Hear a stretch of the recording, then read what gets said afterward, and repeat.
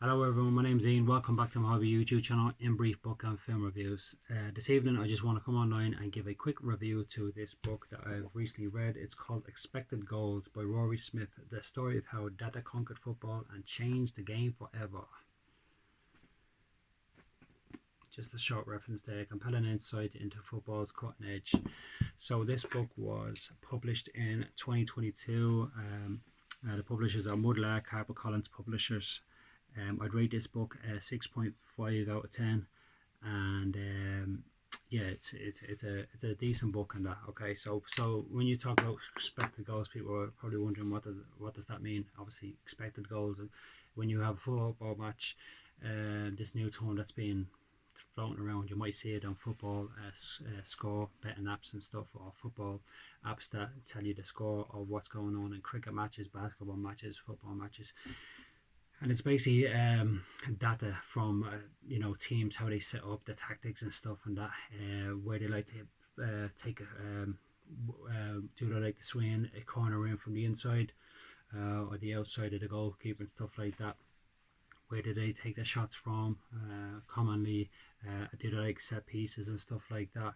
All kind of different data. How many passes do they, on average, do they make in one match, and that who's the sharpest players, and etc. etc. So it's all this data compiled up and that. So in order to be able to do that, like you'd have the technology nowadays to do that, I suppose, especially if you had.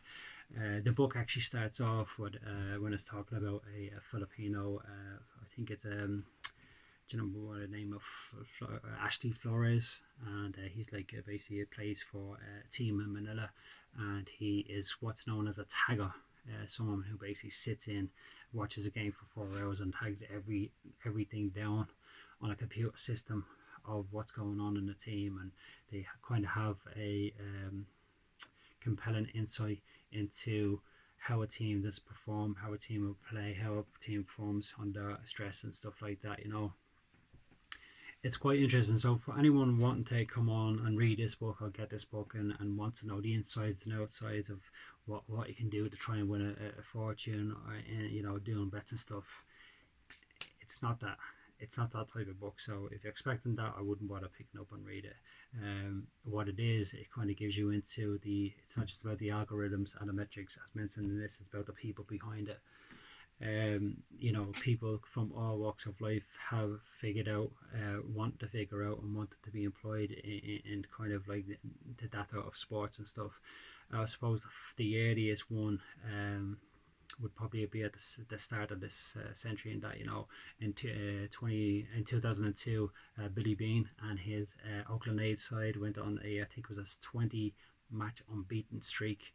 The previous record, I think, was by the Boston Red Sox or New York Yankees that were 16. But they went on to do a 20 match unbeaten run, and I won't go too much into that because it's taken away from this review, but it's basically about how trying to get the upper hand and figure out how to win over the kingpins of football, like the Real Madrids and Man City, to have all the Arab and what you call black oil money and stuff like that.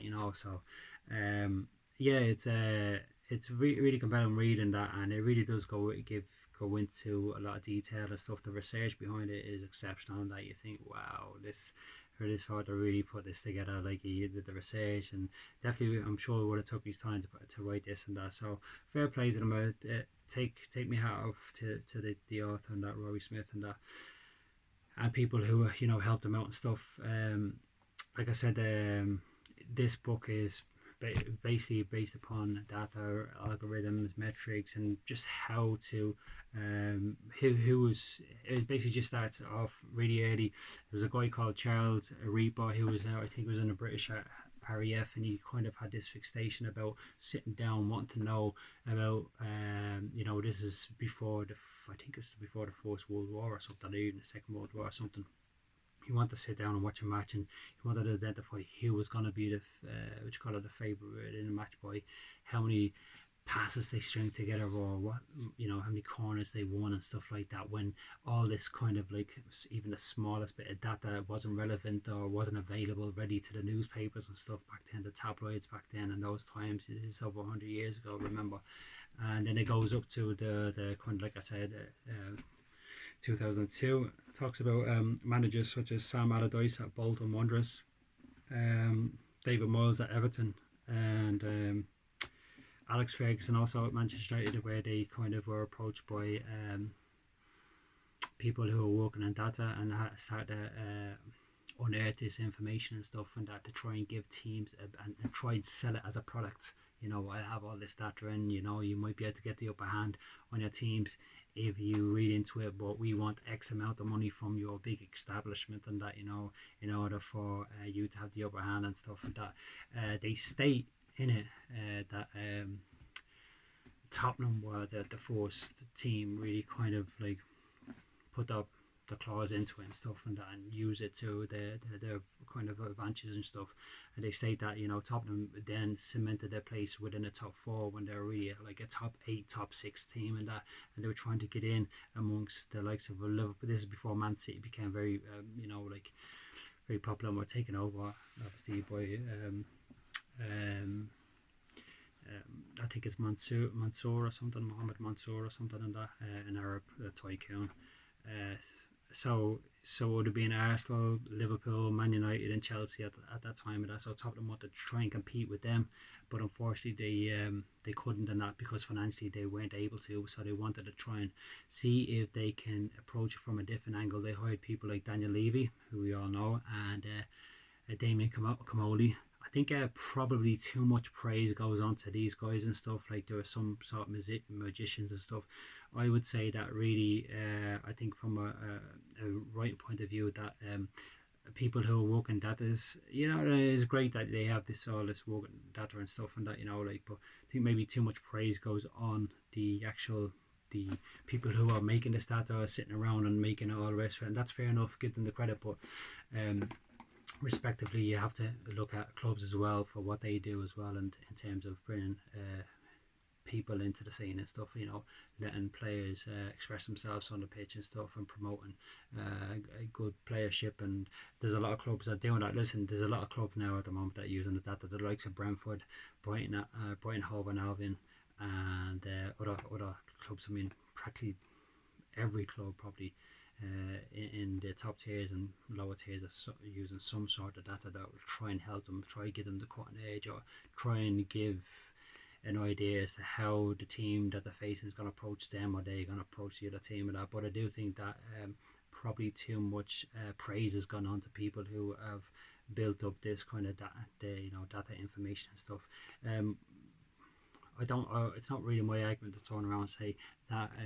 I think that data spoils the game, but sometimes when I'm looking at it, I'm kind of looking at it and say, like, you need to leave certain things alone within the game. They need to remain organic and stuff, but that's probably never going to be when you have nerds sitting around saying this is going to happen, this is going to happen. Also, I think and it's good, like, obviously that people try to sell it to clubs and stuff, and that, you know, Opta Data, Pro 24 and stuff like that. But yeah, I won't harp on about it, and that's been 8.5 minutes already. But it's a really good book, and I suggest that you read it. But from a betting point of view, I wouldn't say if you're looking for like the answers to the magic key to fixing up your accumulator and winning each week. That's not going to give that to you, and that, you know. So yeah, so that's it from me anyway this week. Hope everyone's staying blessed, staying positive, and keeping a good vibes going always. And I shall speak to you next week, and that with another review. Until then, peace out. All the best. God bless.